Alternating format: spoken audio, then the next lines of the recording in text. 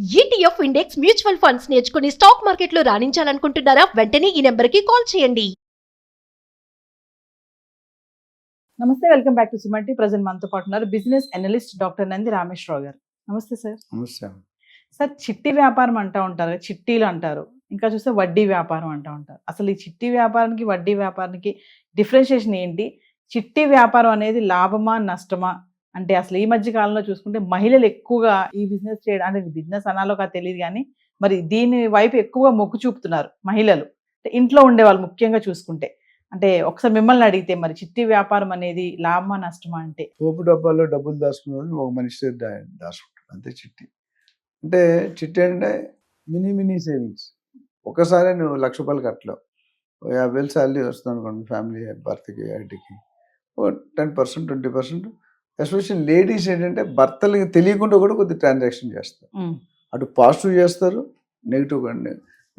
ముందు నెగిటివ్ అంటే అర్థం ఏంటంటే అన్వాంటెడ్ ఐటమ్స్కి కార్డ్ స్వైప్ చేస్తారు, which is not correct. So చిట్టి అనేది ఏంటి, ఒక 20 నెలలకి 5,000 చిట్టి అనుకోండి, నెలకి 20 నెలలకు ఉంటుంది జనరల్గా, లేదా 40 నెలలకు ఉంటుంది. 20 నెలలు ఇంటూ 5,000 ₹1,00,000 మనం కట్టేది.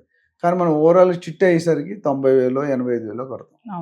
ఎందుకు? ఫస్ట్లో 50%, 2,500 2,700 కంటే ఎక్కువ కట్టాం. బట్ 5 months తర్వాత 3,000 అవుతుంది, ఇంకొక 5 months తర్వాత 3,500 అవుతుంది. లాస్ట్ ప్రీమియమ్స్ 17, 18, 19 అనేది 4,500 4,600.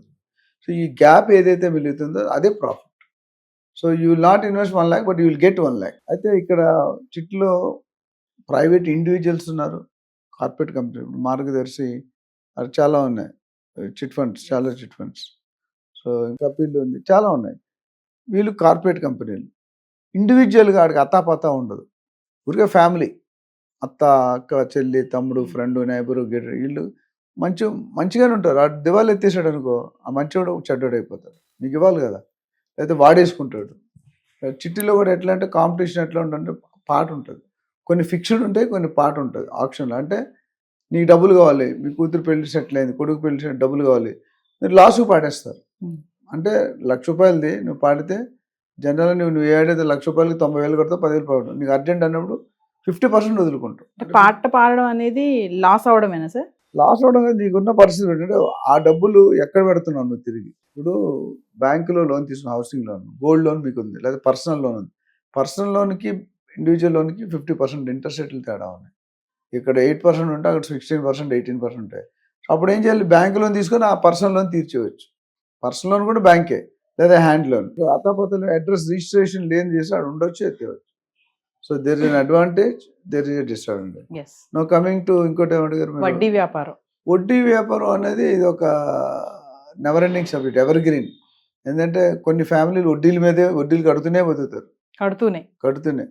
అంటే మళ్ళీ వడ్డీ, ఇప్పుడు అసలు స్టేట్ గవర్నమెంటే అలా చేస్తారండి. ఇండియాలో డబ్బులు లేకపోతే మనం వడ్డీ కట్టడం మనం అప్పు చేసుకుంటాం, ఇది గవర్నమెంట్ లెవెల్లో.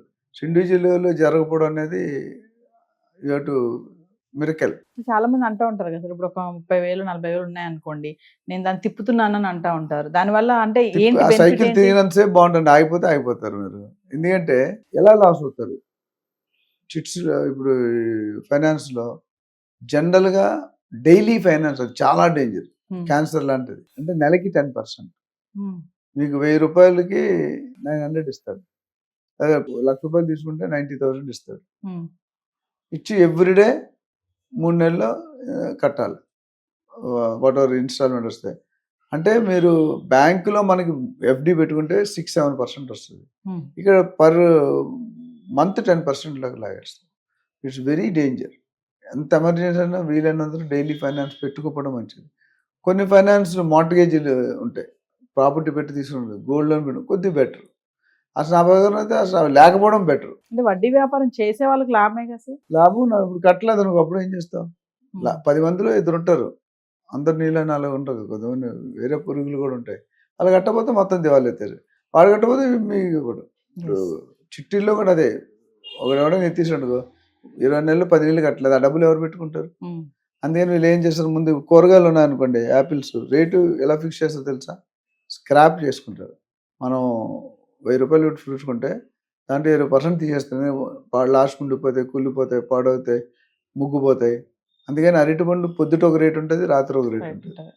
పొద్దుట డజన్ 80 రూపాయలు చెప్తాడు, మధ్యాహ్నం అయ్యేసరికి 60 రూపాయలు, 4 గంటలు అయ్యేసరికి 50 రూపాయలు, రాత్రి అయ్యేసరికి 20 రూపాయలు చేస్తాడు free.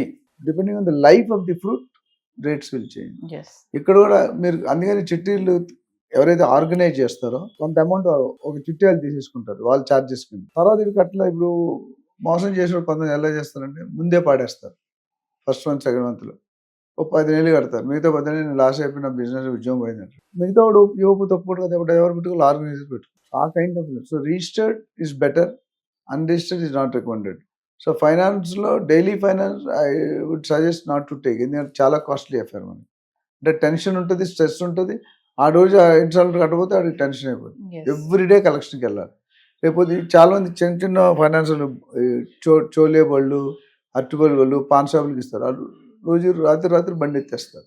So you will have. అంటే నేను స్టార్టింగ్లో అడిగినట్టు సార్, ఇప్పుడు ఈ ఇంట్లో ఉండే లేడీస్ చాలా మంది చిట్టి వ్యాపారాలు చేస్తూ ఉంటారు. అంటే వాళ్ళకి ఏమైనా సజెషన్స్ ఇస్తాను, చిట్టి వ్యాపారం చేసే వాళ్ళు తీసుకోవాల్సిన జాగ్రత్తలు ఏంటి? జాగ్రత్తలు ఏంటంటే when you take some ex person as a మెంబర్కి పెళ్లి చూపుల్లో మనం ఎన్ని ఇటు 7 తరాలు అటు 7 తరాలు చెక్ చేస్తామో ఆ విధంగా ఆ మనిషి లేడీ అయినా జెంట్ అయినా చుట్టాలైనా study is track record for last 10-20 years yes.